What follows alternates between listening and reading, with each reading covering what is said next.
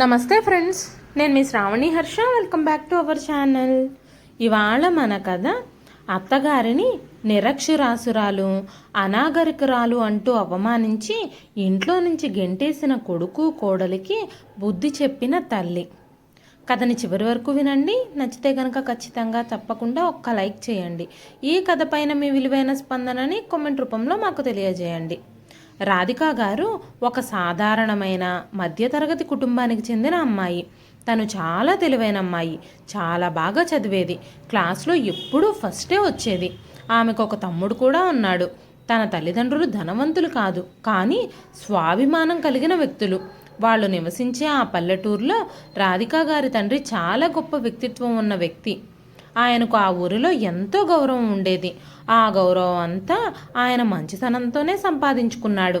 తనకు చేతనైనంత వరకు ఇరుగు పొరుగు వారికి సహాయం చేసేవాడు. దానివల్ల చాలామంది మనుషుల్లో ఆయన పట్ల గౌరవం మరింత పెరిగింది. ఒకరోజు రాధికా గారి తండ్రి పని మీద పక్కనే ఉన్న నగరానికి వెళ్ళి ఇంటికి తిరిగొస్తూ ఉండగా ప్రమాదవశాత్తు ఆయన మరణించారు. అదే సమయంలో రాధికా గారు BA చదువుతున్నారు.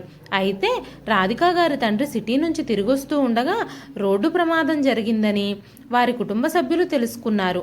ఆ సంఘటన జరిగినప్పుడు కుటుంబం మొత్తం చాలా భయపడ్డారు. అందరూ ఆసుపత్రికి చేరుకునేసరికి రాధికా గారి తండ్రి ఈ లోకంలో లేరని తెలిసింది. ఈ విషయం తెలుసుకున్న రాధికా గారి కుటుంబానికి పెద్ద షాకే తగిలింది. ఎందుకంటే రాధికా గారి తండ్రి ఆ ఇంటికి ఆధారం. ఆ ఇంట్లో సంపాదించే వ్యక్తి ఆయనే.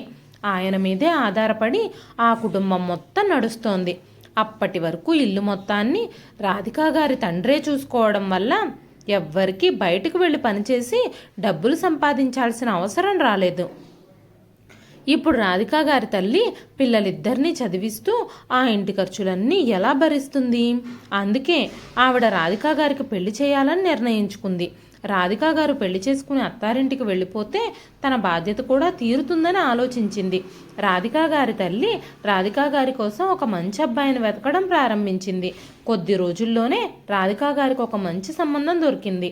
ఇప్పుడు పెళ్లి ఖర్చులు ఎలా భరించాలా అని ఆవిడ ఆందోళన చెందుతున్న సమయంలో అకస్మాత్తుగా లైఫ్ ఇన్సూరెన్స్ నుంచి ఏజెంట్ ఇంటికి వచ్చారు. రాధికా గారి తండ్రి చనిపోయేటప్పుడు ఇన్సూరెన్స్ పాలసీ తీసుకున్నారని వాళ్ళు చెప్పారు. అప్పుడు జానకమ్మ గారు రాధికా గారి పెళ్లి చేయడానికి ఆ డబ్బులు సరిపోతాయని చాలా సంతోషించారు. ఇక రాధికా గారి పెళ్లి ఎలాంటి ఆటంకము లేకుండా జరిగిపోయింది. రామకృష్ణ గారు రాధికా గారిని పెళ్లి చేసుకున్నారు. రామకృష్ణ గారు చాలా మంచి వ్యక్తి. ప్రతి సందర్భంలోనూ రాధికా గారికి సపోర్టుగా నిలబడేవారు. రామకృష్ణ గారి తల్లిదండ్రులు కూడా రాధికా గారిని తమ సొంత కూతుర్లా చూసుకున్నారు. పెళ్ళైన తర్వాత రాధికా గారు అత్తామామల్ని కూడా తల్లిదండ్రుల్లా భావించి సేవ చేసేవారు. ఆమె అతి తక్కువ కాలంలోనే మొత్తం ఇంటిని చాలా జాగ్రత్తగా చూసుకోవడం మొదలుపెట్టింది. రామకృష్ణ గారి తల్లిదండ్రులు కూడా రాధికా గారు కోడలైనందుకు చాలా సంతోషించారు. ఎందుకంటే రాధికా గారు చాలా మంచి అమ్మాయి, చాలా శాంత స్వభావం కలిగిన వ్యక్తి. అందుకనే అత్తామామలు ఆవిడ్ని చాలా ఇష్టపడేవారు. వాళ్ళు ఎలాంటి కోడలైతే తమ ఇంటికి రావాలని కోరుకున్నారో రాధికా గారు అచ్చం అలాగే ఉన్నారు. అతి తక్కువ కాలంలోనే రాధికా గారికి రామకృష్ణ గారికి సంజయ్ అనే కొడుకు పుట్టాడు. రాధికా గారు రామకృష్ణ గారు కొడుకుని చాలా ప్రేమించేవారు. తాతయ్య నాయనమ్మలు కూడా మనవణ్ణి ప్రాణం కంటే ఎక్కువ ప్రేమించేవారు. సంజయ్ని అందరూ కంటికి రెప్పలా చూసుకునేవారు. సంజయ్ చిన్నతనంలో తెలిసి తెలియక చేసిన ప్రతి తప్పును క్షమించేవారు. అందరి ప్రేమను అలుసుగా తీసుకొని సంజయ్ రోజు రోజుకి పనికిమాలిన వాడిలాగా మారడం మొదలుపెట్టాడు. సంజయ్ తన తల్లిదండ్రుల ముందు తెలివైన వాడిలాగా, చాలా మంచివాడిలాగా నటించేవాడు. బయటకు వెళ్ళాక చెడు స్నేహితులతో స్నేహం చేసేవాడు. అస్సలు పెద్దలంటే గౌరవమే ఉండేది కాదు. తన తప్పు చేసినా కూడా కుటుంబం క్షమిస్తుందని, అందరూ తనని అమితంగా ప్రేమిస్తారని తెలుసు కాబట్టి తను ఎలాంటి అడ్డు అదుపు లేకుండా తన ఇష్టాయిష్టాలను కొనసాగిస్తూ ఉండేవాడు. అందుకే ఏ పనైనా చేసే ముందు ఎప్పుడూ ఆలోచించేవాడు కాదు. తప్పు జరిగినా తన కుటుంబం అంతా క్షమిస్తుందిలే, పర్వాలేదులే అనుకునేవాడు. నెమ్మదిగా రోజులు గడిచిపోతూ ఉన్నాయి. మెల్లమెల్లగా రామకృష్ణ గారి తల్లిదండ్రులిద్దరూ మరణించారు. రామకృష్ణ గారు రాధికా గారుల వయసులు కూడా పెరిగాయి. కొంతకాలం తర్వాత రామకృష్ణ గారి ఆరోగ్యం దెబ్బతింది. ఆయన ఆరోగ్యం రోజు రోజుకి క్షీణించడం మొదలుపెట్టింది. దీని కారణంగా రాధికా గారు చాలా బాధపడుతూ ఉన్నారు. రాధికా గారు తన భర్తకి మందులు తీసుకురావాలని, డాక్టర్ చెకప్కి తీసుకెళ్ళమని కొడుకును అడిగినప్పుడు కొడుకు ఏదో ఒక సాకు చెప్పి తప్పించుకోవడం, మందులు మర్చిపోయి రావడం చేసేవాడు. సంజయ్కి తన తండ్రి ఆరోగ్యం గురించి అస్సలు ఆలోచన లేదు, కాస్త కూడా దిగులు లేదు. తల్లిదండ్రుల్ని బాగా చూసుకోవాలి అని అనుకునేవాడే కాదు. కొడుకు నిర్లక్ష్యం కారణంగా రామకృష్ణ గారు చనిపోయారు. ఇప్పుడు రాధికా గారు తన జీవితంలో ఒంటరిగా మిగిలిపోయారు. రామకృష్ణ గారు చనిపోయాక రాధికా గారు తన కొడుకు సంజయ్ మీదే పూర్తిగా ఆధారపడ్డారు. కొంతకాలం తరువాత రాధికా గారు సంజయ్తో, బాబు సంజయ్, నీకు పెళ్లి వయసు వచ్చింది. ఇంటి పనిని, ఇంటి బాధ్యతని నేను ఇక చూసుకోలేకపోతున్నాను. ఇంక నువ్వు పెళ్లి చేసుకో. ఇంటి బాధ్యతలు నువ్వు, నీ భార్య తీసుకోండి. నేను ఇప్పుడు వంట పని కూడా చేయలేకపోతున్నాను. నా ఆరోగ్యం కూడా అస్సలు బాగుండడం లేదు అని చెప్పినప్పుడు ఇదంతా విన్న సంజయ్ కూడా పెళ్లికి ఓకే చెప్పాడు. వెంటనే రాధికా గారు ఒక మంచి అమ్మాయిని చూసి సంజయ్కి పెళ్లి జరిపించారు. పెళ్లి తర్వాత కొంతకాలం అంతా సవ్యంగానే జరిగింది. సంజయ్ భార్య ప్రియ తన అత్తగారైన రాధికా గారిని కొద్ది రోజులు చాలా బాగా చూసుకునేది. కొన్ని రోజుల తర్వాత ప్రియ తన అసలు రంగును చూపించడం మొదలుపెట్టింది. క్రమక్రమంగా అత్తగారిపై తన భర్తను రెచ్చగొట్టడం ప్రారంభించింది. సంజయ్ భార్య మాటలు వింటూ తల్లిని అపార్థం చేసుకోవడం మొదలుపెట్టాడు. ప్రియ తన భర్తని తన తల్లికి ఎంత వ్యతిరేకంగా రెచ్చగొట్టిందంటే అతను ప్రియా కోరిక మేరకు రాధికా గారిని ఇంటి నుంచి గెంటేశాడు. నీకు ఆహారం, బట్టలు, ఇంట్లో చోటు ఇచ్చి చూసుకుంటూ ఉంటే నీకు అస్సలు ఏమీ తెలియడం లేదు. నువ్వు నా భార్యకి ప్రతి విషయంలోనూ అడ్డుపడతావు. నా భార్యతో నీకేదైనా సమస్య ఉంటే ఇంటి నుంచి వెళ్ళిపో అంటూ తన తల్లిని ఇంటి నుంచి గెంటేశాడు. రాధికా గారు, బాబు, అలాంటిదేమీ లేదు. నా కోడలికి నేనేమీ ఎదురు చెప్పలేదు. తన ఇష్టాయిష్టాల్ని నేను ఎప్పుడూ కాదనలేదు అన్నారు. వెంటనే కోడలు ప్రియ, చదువులేని మూర్ఖురాలివి నువ్వు. నా గురించి నీకేమీ తెలీదు. నేను ఎంత పెద్ద పేరున్న కాలేజీలో చదివానో. నేను బాగా చదువుకున్న అమ్మాయిని. అసలు నీకేం తెలుసు? నీ పేరు ఎలా రాయాలో కూడా మీకు తెలియదు. అయినా సరే నేను వేసుకునే బట్టల గురించి మీరు ఎప్పుడూ ప్రశ్నిస్తూనే ఉంటారు. ఇలాంటి బట్టలు వేసుకోవద్దు, అలాంటి బట్టలు వేసుకోవద్దు, ఈ టైంలో పార్టీలకు వెళ్ళొద్దు అంటూ నాకు ఆంక్షలు విధిస్తూనే ఉంటారు అంటూ అత్తగారిని ఒక్క తోపు తోసింది. రాధికా గారు తన కొడుకుని చాలా నచ్చజెప్పాలని చూశారు. నేను నీ భార్యకి ఎలాంటి విషయంలోనూ ఆంక్షలు పెట్టలేదు. నన్ను నమ్ము. నేను తనకి ఇంట్లో పూర్తి స్వేచ్ఛనిచ్చాను, పూర్తి అధికారాన్ని ఇచ్చాను. ఇలా ఉండొద్దు, అలా ఉండొద్దు అని ఎప్పుడూ చెప్పలేదు. కానీ ఒక పెళ్ళై పిల్లలున్న అమ్మాయి పార్టీలకు తిరుగుతూ పొట్టి పొట్టి బట్టలు వేసుకోవడం మంచిది కాదని మాత్రం చెప్పాను. నేను ఆ విషయం తన మంచి కోసమే చెప్పాను. తనకి ప్రేమగా నచ్చజెప్పాలనే చూశాను తప్ప తనపై నేను ఎప్పుడూ ఆంక్షలు విధించలేదు, అధికారం చెలాయించలేదు అంటూ సంజయ్తో రాధికా గారు ఎంతసేపు ప్రాధేయపడినా సంజయ్ రాధికా గారి మాటలు వినడానికి సిద్ధంగా లేడు. సంజయ్, ప్రియా తన తల్లిని ఇంటి నుంచి బయటకు గెంటేసి తలుపు మూసేసి లోపలికి వెళ్ళిపోయారు. భార్యాభర్తలిద్దరూ రాధికా గారిని ఇంటి నుంచి గెంటేసినందుకు చాలా సంతోషించారు. కాసేపటి తర్వాతైనా కొడుకు, కోడలు తలుపు తెరుస్తారేమోనని రాధికా గారు తలుపు దగ్గరే కూర్చునున్నారు. రాత్రి ఉదయం అయింది. ఉదయం మళ్ళీ సాయంత్రంగా మారింది. అయితే వాళ్ళిద్దరూ తలుపు తెరిచి తమ రోజువారీ పనులన్నీ చేసుకున్నారు. కానీ రాధికా గారిని ఇంట్లోకి మాత్రం రానివ్వలేదు. మీరు ఎంతసేపు ఈ తలుపు దగ్గర కూర్చున్నా మీకు ఉపయోగం లేదు. మీకు కొంచెమైనా సిగ్గు శరం ఉంటే ఇక్కడి నుంచి వెళ్ళిపోండి అంటూ కోడలన్న మాటలకి రాధికా గారు చాలా బాధపడ్డారు. తన వస్తువులన్నీ తీసుకొని అక్కడి నుంచి వెళ్ళిపోయారు. ఆమె దారిలో వెళుతూ ఉండగా కొడుకు, కోడలు గురించి ఆలోచిస్తూ నడుచుకుంటూ వెళుతున్నారు. ఆలోచనల్లోనే ఆవిడ నడుస్తూ చూసుకోకుండా ఒక కారుని ఢీకొట్టింది. వెంటనే ఆ కారు డ్రైవ్ చేస్తున్న వ్యక్తి కారు ఆపి రాధికా గారిని కారులో ఎక్కించుకొని హాస్పిటల్కి తీసుకెళ్లి ట్రీట్మెంట్ చేయించాడు. రాధికా గారికి స్పృహ వచ్చినప్పుడు ఆయన రాధికా గారికి క్షమాపణ చెప్పాడు. అమ్మా, ఈ రోజు నా వల్ల మీకు ఏదైనా జరుగుంటే నన్ను నేను ఎప్పటికీ క్షమించుకోలేకపోయేవాణ్ణి, నన్ను క్షమించండి అనగానే రాధికా గారు, తప్పు నాదేనండి, నేనే ఏదో ఆలోచించుకుంటూ మీ కారుని గమనించలేదు, దయచేసి నన్ను క్షమించండి, నా వల్ల మీరు ఇబ్బంది పడ్డారు అంటూ రాధికా గారు ఏడవడం ప్రారంభించారు. అప్పుడు ఆ అబ్బాయి, అమ్మా, మీరు నాకు క్షమాపణ చెప్పాల్సిన అవసరం లేదు, మీరు నాకంటే వయసులో పెద్దవారు, మీరు నా ముందు చేతులు జోడించడం మంచిది కాదు అన్నాడు. నవీన్ని చూడగానే రాధికా గారికి ఈ అబ్బాయి వ్యక్తిత్వం ఎంత మంచిగా ఉంది, చెయ్యని తప్పుకు కూడా క్షమాపణ చెప్తున్నాడు, పెద్దవాళ్ళ విషయంలో చాలా గౌరవంగా ఉంటున్నాడు. మా సంజయ్ ఎలా ఉండాలని నేను కోరుకున్నానో ఈ నవీన్ అలాగే ఉన్నాడు, నా కన్న కొడుకులో లేని సంస్కారం ఈ వ్యక్తిలో నేను చూస్తున్నాను అనుకున్నారు రాధికా గారు.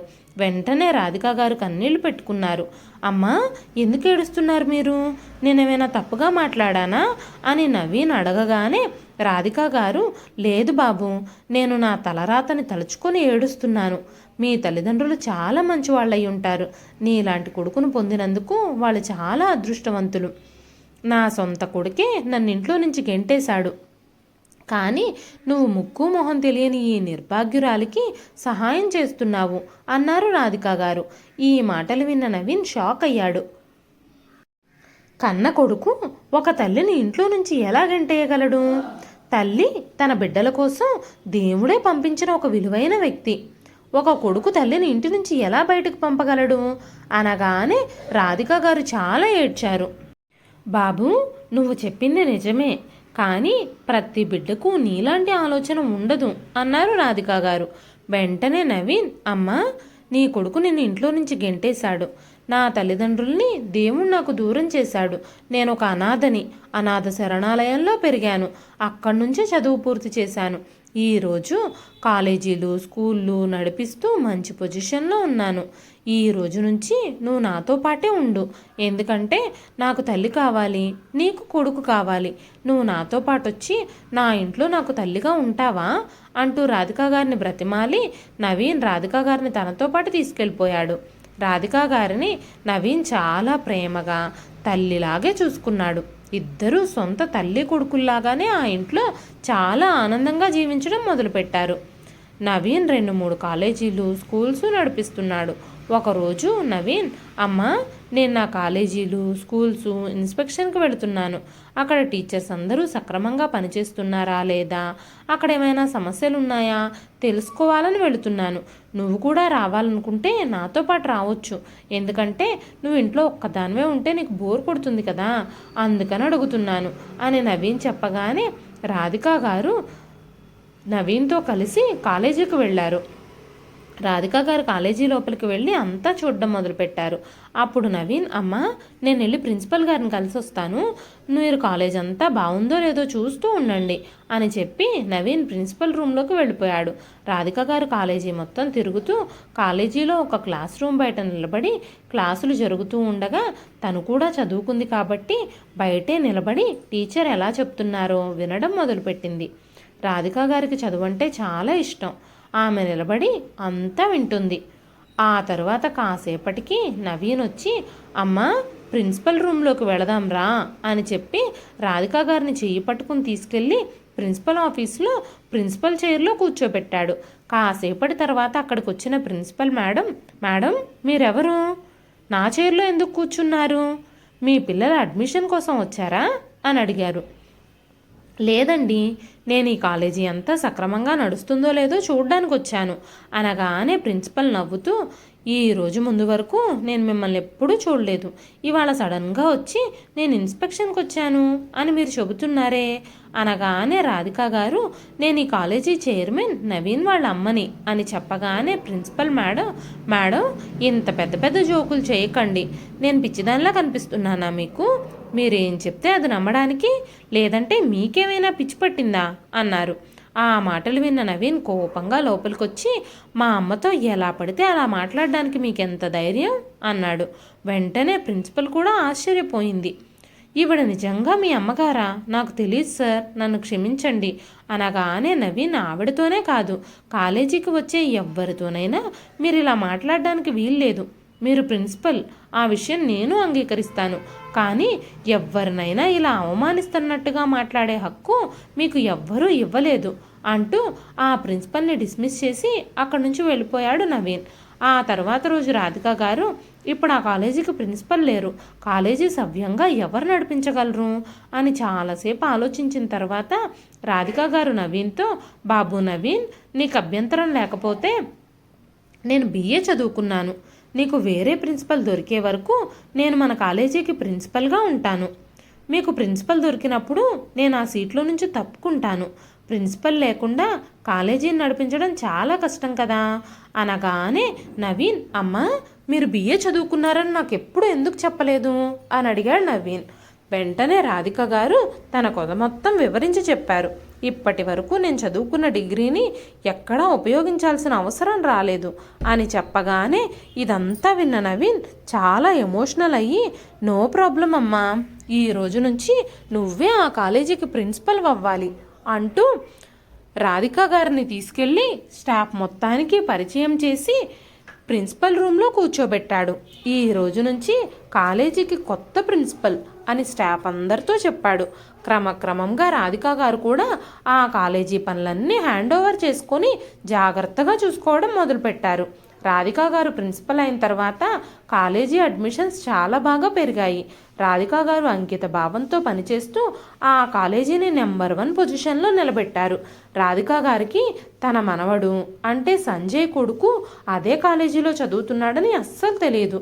తన కొడుకు సంజయ్ చిన్నతనంలో ఎలా ఉండేవాడో తన మనవడు చందు కూడా సరిగ్గా అలాగే ఉన్నాడు. చందు ప్రవర్తన సరిగ్గా లేకపోవడంతో ప్రిన్సిపల్ మేడం తన తల్లిదండ్రులను తీసుకురమ్మని చెప్పగానే వెంటనే చందు, రేపు మా అమ్మ నాన్నని కాలేజీకి తీసుకొస్తాను, మీరు నా గురించి ఏం చెప్పాలనుకున్నా వాళ్ళకి చెప్పొచ్చు, ఎందుకంటే మా అమ్మ నాన్న ఎప్పుడూ నన్ను తిట్టరు, నేను ఎలా ఉన్నానో వాళ్ళు నన్ను అలాగే ఇష్టపడతారు, ఇక ప్రతి విషయంలోనూ నాకు సపోర్ట్ చేస్తారు అని చెప్పగానే ఆ మాటలు విన్న రాధిక గారికి తాము కూడా తమ కొడుకు విషయంలో ఇలాగే ప్రవర్తించేవారమని గుర్తొచ్చింది. మరుసటి రోజు చందు తన తల్లిదండ్రులతో కలిసి కాలేజీకి చేరుకున్నాడు. చందు తల్లిదండ్రులు సంజయ్ ఇంకా ప్రియా ప్రిన్సిపల్ని కలవడానికి వచ్చారు. ప్రిన్సిపల్ సీట్లో కూర్చొని ఉన్న రాధిక గారిని చూసి వాళ్ళిద్దరూ ఆశ్చర్యపోయారు. ఎందుకంటే ప్రిన్సిపల్ మరెవరో కాదు, సంజయ్ వాళ్ళ అమ్మే. ఇదంతా చూస్తూ సంజయ్ షాక్ అయిపోయాడు. వెంటనే చందు తన తండ్రిని మొహం మీద తట్టి లేపుతూ, నాన్న, ప్రిన్సిపల్ని చూసి మీరు ఎందుకు అంతగా కంగారు పడిపోతున్నారు? ఏదో దయ్యాన్ని చూస్తున్నట్టుగా మీరు ఆవిడని చూసి ఎందుకు భయపడుతున్నారు? ఆవిడ నన్ను ఎంతలా అవమానించిందో తెలుసా అంటూ తన తల్లిదండ్రులతో చెప్పడం మొదలుపెట్టాడు. సంజయ్కి ప్రియకి నిజంగా వారు చూస్తున్నది నిజమో కలో అర్థం కాక ఆశ్చర్యపోయారు. వెంటనే సంజయ్, అమ్మ నువ్వు ఇక్కడేం చేస్తున్నావు అనగానే చందు, నాన్న నువ్వేదో అపార్థం చేసుకుంటున్నట్టున్నావు, ఈవిడ మా ప్రిన్సిపల్ మేడం, నువ్వు ఆవిడ్ని అమ్మ అని ఎందుకు పిలుస్తున్నావు అని అడిగాడు. వెంటనే సంజయ్, చందు ఈవిడ మీ నాన్నమ్మ అని చెప్పగానే చందు, ఈవిడ మా నాన్నమ్మ అయితే ఇప్పటి వరకు ఎక్కడుంది?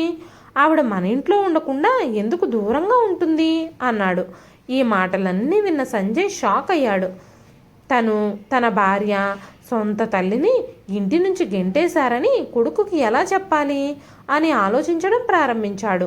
చదువు రాదని, అనాగరికురాలని ఎగతాళి చేసిన తన తల్లి ఈరోజు కాలేజీకి ప్రిన్సిపల్గా ఎలా మారిందా అని తను ఆశ్చర్యపోయాడు. వెంటనే సంజయ్, అమ్మా ఎక్కడికి వెళ్ళిపోయావు నువ్వు? ఇన్నేళ్లుగా నీకోసం ఎంతలా వెతికామో తెలుసా? ఇంటికి వెళదాం పదా, ఇంక నుంచి నువ్వు మాతో పాటే ఉందువు గాని అన్నాడు. వెంటనే రాధిక గారు, నేను మీ అమ్మని కాదు, ఈ కాలేజీ ప్రిన్సిపల్ని, మీతో మాట్లాడడానికి నేను మిమ్మల్ని ఇక్కడికి పిలవలేదు, మీ అబ్బాయి చేసిన తప్పు గురించి చెప్పడానికి పిలిచాను. చిన్నప్పుడు మీ తల్లిదండ్రులు మిమ్మల్ని నెత్తికెక్కించుకొని ఎలాంటి తప్పు చేశారో ఈరోజు మీరు అదే తప్పు చేస్తున్నారు మీ కొడుకు విషయంలో. మీ కొడుకు ఎందుకు పనికిరాని వాళ్ళ తయారవుతున్నాడు. మీ కొడుకుని సరైన మార్గంలో పెట్టుకోవడం మీ బాధ్యత. మళ్ళీ ఇలాగే అందరితో దురుసుగా ప్రవర్తిస్తే మీ కొడుకుని కాలేజ్ నుంచి బయటకు పంపించాల్సి వస్తుంది అని చెప్పారు రాధిక గారు. అప్పుడు ప్రియ అస్సలు చదువులేని ఈ అనాగరికురాలు కాలేజీకి ప్రిన్సిపల్ ఎలా అయ్యింది?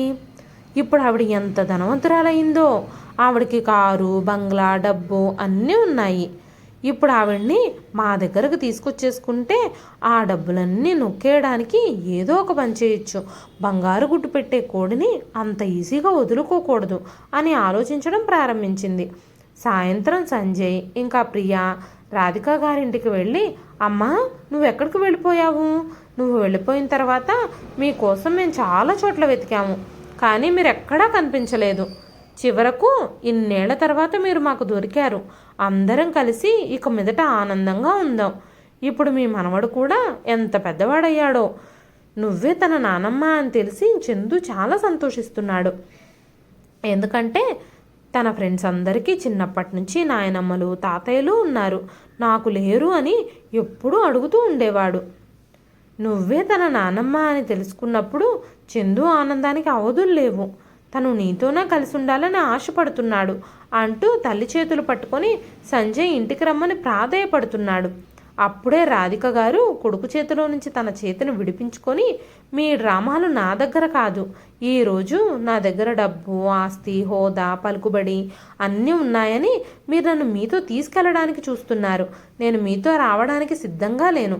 మీరిద్దరూ ఇంక బయటకు నడవచ్చు అని చెప్పి రాధిక గారు కొడుకు కోడలి మొహం మీదే తలుపులేసేశారు.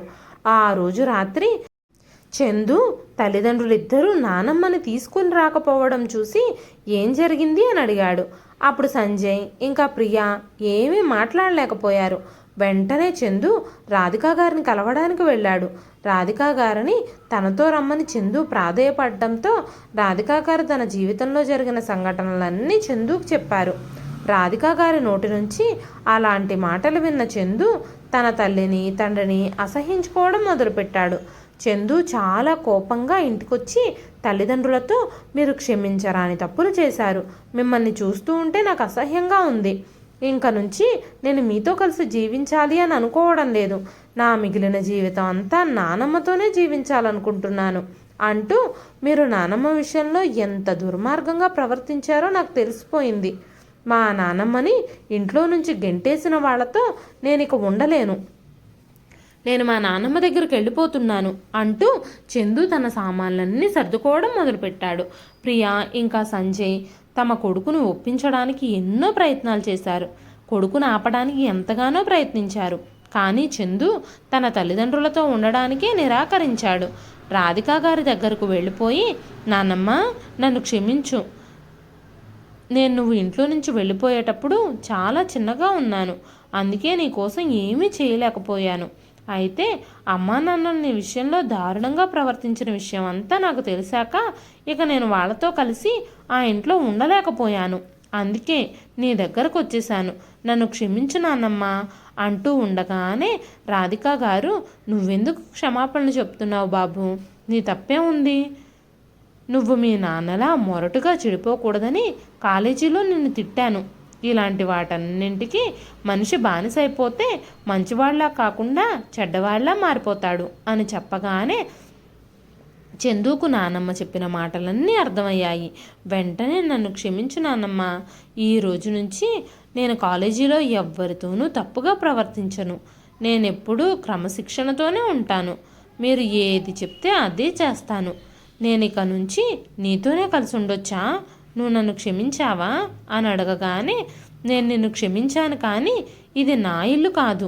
ఇంట్లో నువ్వు ఉండాలనుకుంటే వేరొకరి పర్మిషన్ తీసుకోవాలి అని చెప్పి రాధికా గారు నవీన్ గురించి, కొడుకు కోడలు ఇంటి నుంచి గంటేసిన తర్వాత జరిగిన సంఘటనలు అన్నింటి గురించి చందుతో చెప్పారు. నవీన్, అతని భార్య చందు ఆ ఇంట్లో ఉండడానికి సంతోషంగా అంగీకరించారు. వెంటనే నవీన్ రాధికా గారితో, అమ్మా మీరు కావాలనుకుంటే మీ కొడుకు కోడలు కూడా మీతో పాటే ఉండొచ్చు. నాకు ఎలాంటి అభ్యంతరమూ లేదు. నేను ఎన్నో ఏళ్ళు అనాథలా ఒంటరి జీవితం గడిపాను. అందరితో కలిసి ఉండడం అంటే నాకు చాలా ఇష్టం. మీ కొడుకు కోడలు మనవడు అందరూ ఇక్కడున్నా నాకు ఎలాంటి అభ్యంతరమూ లేదు అని చెప్పగానే రాధికా గారు, నా కొడుకు కోడలు మనతో ఉండాల్సిన అవసరం లేదు. ఇప్పుడు నేను మీ ఇద్దరితో కలిసి చాలా సంతోషంగా ఉన్నాను అని చెప్పారు. నవీన్ ఇంకా నవీన్ భార్య రాధిక గారిని చందుని చాలా బాగా చూసుకునేవారు. నవీన్ భార్య కూడా రాధిక గారిని చందుని సొంత వ్యక్తుల్లానే భావించి సంతోషంగా అందరూ కలిసి జీవించడం మొదలుపెట్టారు. కానీ రాధిక గారి కొడుకు కోడలు చాలా దయనీయమైన పరిస్థితుల్లో ఉన్నారు. ఎందుకంటే వాళ్ళు మెల్లమెల్లగా వృద్ధాప్యంలో అడుగుపెడుతున్నారు. ఒక్కగానొక్క కొడుకు వారితో కలిసి ఉండడం లేదు. తమ తల్లి విషయంలో తాము ప్రవర్తించిన తీరుకు దేవుడు తమకు సరైన శిక్షే వేశాడని సంజయ్ ఇంకా ప్రియా బాధపడడం మొదలుపెట్టారు. ఒకరోజు సంజయ్ ప్రియా రాధిక గారి దగ్గరకు వచ్చి చేతులు జోడించి క్షమాపణలు చెప్పడం ప్రారంభించారు. అమ్మా, మమ్మల్ని క్షమించండి. మేము చేసిన పాపాలకి మాకు సరైన శిక్షే పడింది. మేము మీ విషయంలో చాలా అన్యాయం చేశాము. అయితే మా కొడుకు నుంచి దూరంగా మేము ఉండలేకపోతున్నాము. మేము అతనితో కలిసి జీవించాలి అనుకుంటున్నాము అని చెప్పి రాధిక గారు కాళ్ళు పట్టుకుని ప్రాధేయపడ్డారు. అప్పుడు రాధిక గారు, చాలా ఏళ్ల క్రితం మీరు నన్ను ఇంట్లో నుంచి గెంటేసి నా ముఖంపై తలుపులు మూసినప్పుడు కూడా నేను మిమ్మల్ని ఇద్దరినీ ఇదే విధంగా ప్రాధేయపడ్డాను. కానీ ఆ రోజు నా విషయంలో మీరు కొంచెం కూడా జాలి చూపించలేదు. నా కన్నీళ్లను చూసి కూడా మీ మనసు కరగలేదు. కానీ ఈరోజు మీరు నా కాళ్ళు పట్టుకుని ప్రాధేయపడుతున్నారు. మీరు ఆ రోజు నాతో ప్రవర్తించినంత కఠినంగా నేను మీతో ఈరోజు ప్రవర్తించలేకపోతున్నాను. ఎందుకంటే నాకు మనసుంది. అది మీ మనసులాగా బండరాయిలా మారిపోలేదు. వృద్ధాప్యంలో తల్లిదండ్రులకి కొడుకు అవసరం ఎంతగా ఉంటుందో తెలిసిన దాన్ని కాబట్టి మీరు మాతో పాటు ఉండడానికి ఒప్పుకుంటున్నాను. కానీ మీరిద్దరూ చందుకి తల్లిదండ్రులు మాత్రమే. చందుకి తల్లిదండ్రులుగా మాత్రమే ఇక్కడ ఉండగలరు. నాకు మాత్రం కొడుకు కోడలు ఎప్పటికీ కాలేరు. నాకు నవీన్ ఇంకా తన భార్య మాత్రమే దేవుడిచ్చిన కొడుకు కోడలు. వాళ్ళిద్దరినీ నేను నా జీవితాంతం కొడుకు కోడలుగా భావిస్తాను అని చెప్పి సంజయ్ని ప్రియని తమతో కలిసి తమతో పాటు ఉండడానికి ఒప్పుకున్నారు రాధిక గారు. రాధిక గారు ప్రేమగా నచ్చజెప్పడంతో చందు కూడా తన తల్లిదండ్రులు తనతో కలిసి ఉండడానికి ఒప్పుకున్నాడు. ఇదండి ఈరోజు కథ. ఈ కథ మీకు ఎలా అనిపించింది? రాధిక గారు కొడుకు కోడల్ని క్షమించి తమతో కలిసి ఉండడానికి అంగీకరించడం సరైన పనే అని మీరు భావిస్తున్నారా? మీ విలువైన అభిప్రాయాలని కామెంట్ రూపంలో మాకు తెలియజేయండి. కథ నచ్చితే ఒక్క లైక్ చేయండి. మరెన్నో ఇలాంటి ఇంట్రెస్టింగ్ కథల కోసం మన ఛానల్ని సబ్స్క్రైబ్ చేసుకోండి. మరొక మంచి కథతో మళ్ళీ కలుస్తానండి. అంతవరకు సెలవు.